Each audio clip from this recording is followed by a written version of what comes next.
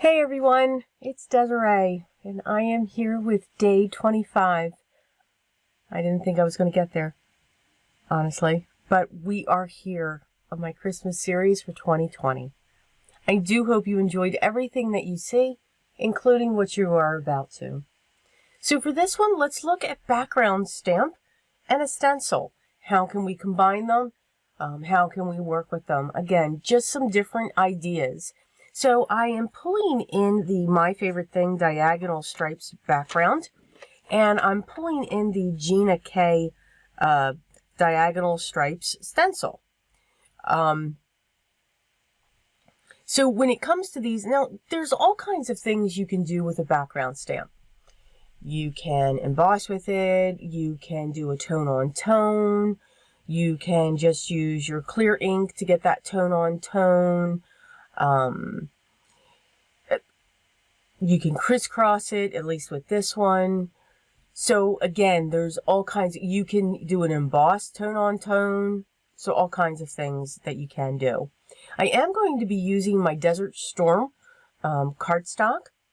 And to use this, I am going to take out all of the components of my stamp positioner, place my background stamp inside, and then what I'm going to do is I'm going to place my cardstock on top and add some repositional tape to the back of it. And then I'm going to pick the heavy part down, close it down, and then that cardstock is going to stay there. I'm going to start out with my Altenew Ruby Red ink. So that's the red that I chose. I'm going to be using the Gina K Grass Green. And then, of course, my gold and possibly silver embossing powder. So once I have the red stripes, I love that look of the red stripes just going across there. I'm going to do one in red, green, and white pigment. And my white pigment, I'm actually going to be using my Hero Arts unicorn for that. So you can see with a background stamp, you do 9 out of 10 have to do 2 passes with it because again, it's a large area. They're like 6 by 6 or sometimes 6.5 by 6.5, and that was my cat. Just in case you wanted to hear nothing, you know, fell. And he's just trying to do something. I'm not quite sure what it is, but hi, Max. Okay. So that was the green. Now we're going to do the white. We're going to get that set down. I am finding, I'm a fan of the Gina K white pigment ink. Now, I have to admit, the only thing that I really used with white pigment ink before is sentiments, when I want to use white embossing powder. And honestly, blending the edge of a card. Like I do my vintage photo. I've never really stamped with it. I am finding that the Hero Arts unicorn is a much solid white. It's solider. It's not as blotchy. I still like to use my Gina K though for my sentiments. I mean, you can do that with your Hero Arts too, but I think that one's going to be for stamping an image. Okay, now that I gabbed all through that, so now what I'm doing is I'm taking the stencil and I'm using the green dye ink by Gina K, called Grass Green. And I'm using one of my Tailored Expressions blending brushes, and I'm going in the opposite direction of what the red stripes are.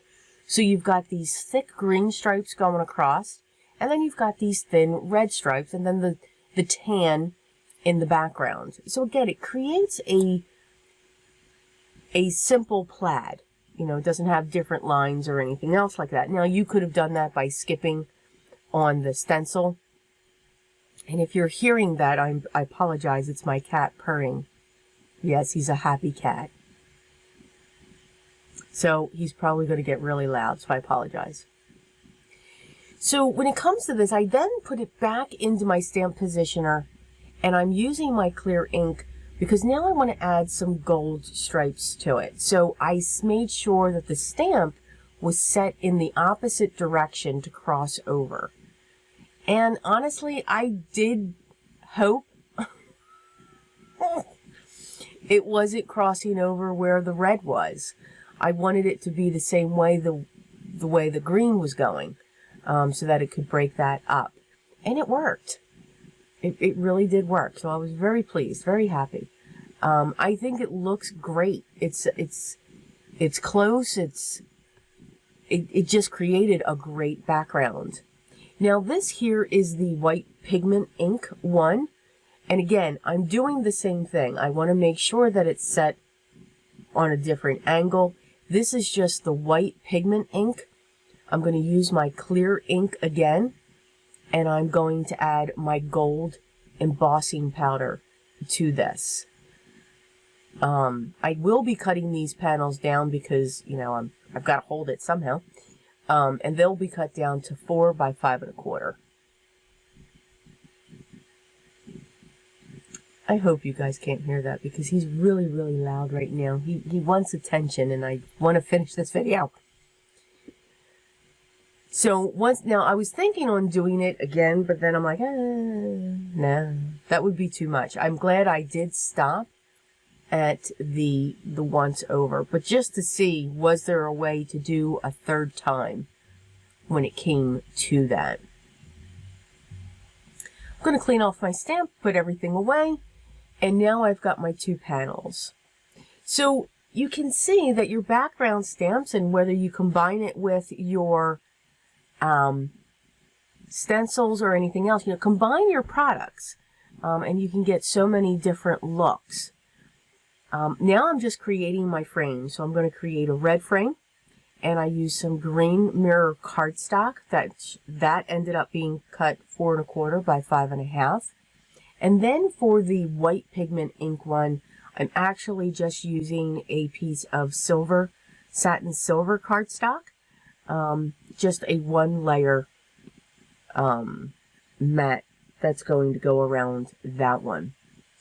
For my sentiment, I pulled out my Altenew Happy Holidays script and just double layered it. For the red one, I put the white in the front with the red in the background, and then the black in the front with the white in the background for the other card. So I do hope you enjoyed that. That was kind of, I think that was the quickest video of my whole series. It's not as quick though. Again, I cannot beat in regular speed my Jingle All the Way with the bell. I think I did that 2 years ago, or maybe last year. But I do hope you enjoyed this video. I hope it gave you some ideas on how you can combine some products, how you could use your products, just by flipping that background stamp in a different way. As always, the products listed down below for you if they are still available.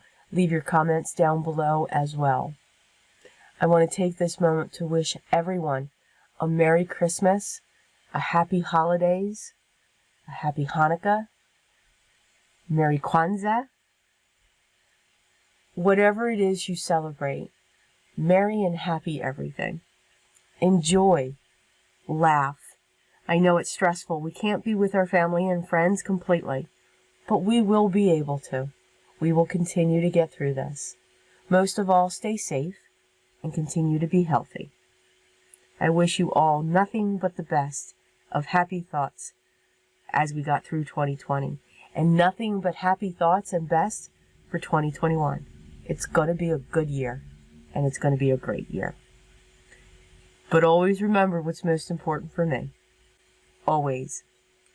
Be creative, guys. And we'll be seeing you soon. Take care.